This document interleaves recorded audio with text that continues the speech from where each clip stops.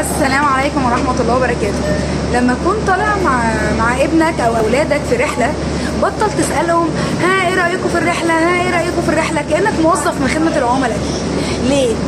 لأن أي رحلة أو خروجة كبيرة، سواء بقى رايح مصيف أو خارجين رايحين في حتة، أنت بتبقى قاصد إن أنت يعني الولاد يقولوا لك الله يا بابي، الله يا مامي، إحنا مبسوطين، شكرا، ويعني نوع من إن أنت بتزيد لهم يعني. وأنا كمان بعمل كده أحيانا. لكن القضية إن الرحلات عادة بيبقى فيها عدد كبير من المشاعر. الأطفال بتعجز عن التعبير عنها. يعني إيه؟ يعني جوه الرحلة هو مبسوط وهو خايف وهو قلقان وهو متوتر، وهو خايف مثلا الاطفال اللي في الجاردن دول ما يلعبوش معاه، خايف من الناس اللي جنبه في الكيدز اريا يغلسوا عليه، خايف يجوع، خايف تكون عايزه تروح التويلت ومش عارفه هتروح فين، حاجات شبه كده. فكل رحله بيبقى فيها عدد كبير من المشاعر على فكره، واحنا كمان يعني انت لو ركزت مع نفسك تلاقي انت كمان كده.